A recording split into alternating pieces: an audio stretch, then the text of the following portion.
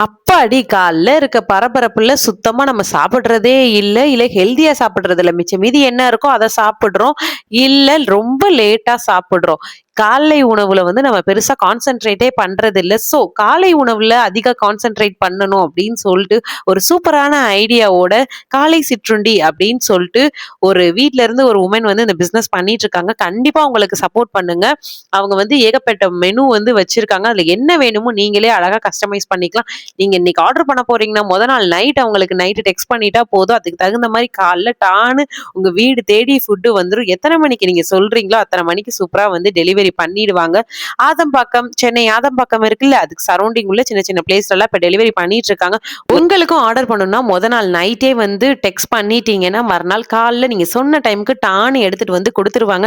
நான் டயபெட்டிஸ் பேஷண்ட்ப்பா எனக்கு தகுந்த மாரி பண்ணி குடுப்பாங்களா? அப்படின்னு கேட்டா, கண்டிப்பா வந்து உங்களுக்கு தகுந்த மாரி பண்ணி குடுப்பாங்க. நீங்க இதுல ஏதாவது சின்ன சின்ன கஸ்டமைஸ் பண்ணணும்னாலும் கண்டிப்பா பண்ணிக்கலாம். ஸோ உங்களுக்கு மந்த்லி பிளான் அந்த மாரி எடுக்கிறப்ப சின்ன சின்ன ஆஃபர்ஸுமே உங்களுக்கு இருக்கு.